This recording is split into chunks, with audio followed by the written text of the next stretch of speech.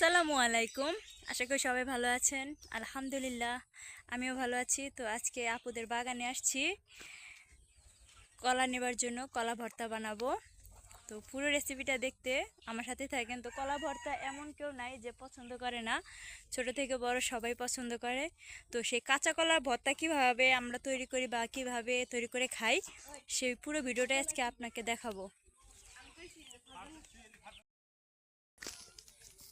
আপুদের বাগানটা দেখেন কি সুন্দর। আর এখানে এই যে কলার ছড়িটা দেখতেছেন, এই কলার ছড়ি থেকে কলা নিয়ে তারপরে কলা ভর্তা বানাবো।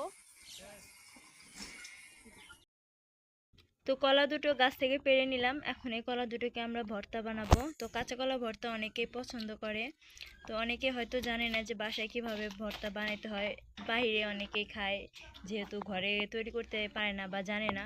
তো আজকে আমি পুরো প্রসেসটা আপনাদেরকে দেখাবো যে কিভাবে ভর্তাটা বানায়। তো পুরো ভিডিওটা দেখতে আমার সাথেই থাকেন। তো কলাগুলোকে এখন আমি ছিলে কেটে নিতেছি।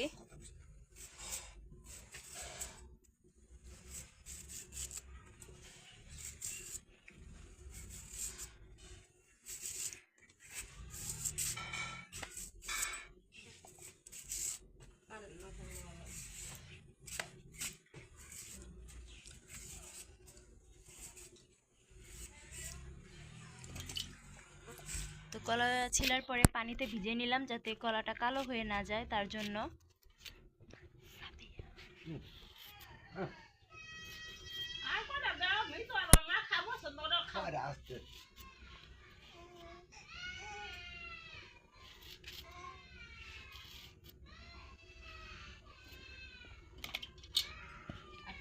এখন এই ছিলা কলা দুটোকে আমি এটার সাহায্যে করে নিব, গ্রেট করে নিব।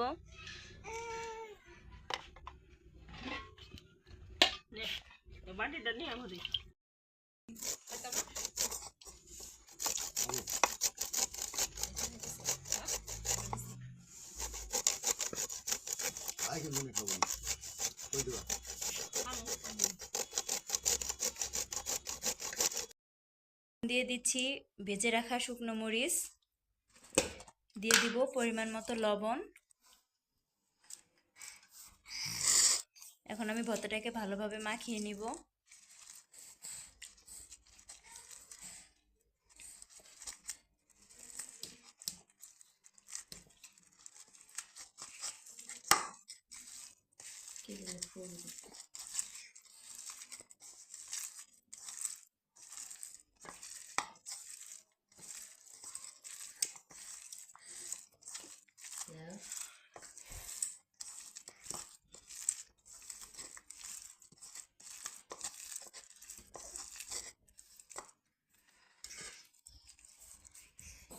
তো ভর্তাটা বানানো হয়ে গেছে। তো ভর্তাটা বানানো দেখে আমার জিভে পানি চলে আসছে, আশা করি আপনাদের জিভেতেও পানি চলে আসবে। কলাটাকে আমি ভালোভাবে গ্রেট করে নিয়েছি, এখন এটার ভিতর দিয়ে দিব তেঁতুল।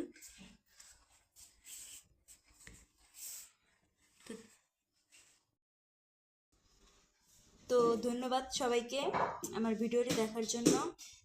ভালো থাকেন, সুস্থ থাকেন, আল্লাহ হাফেজ।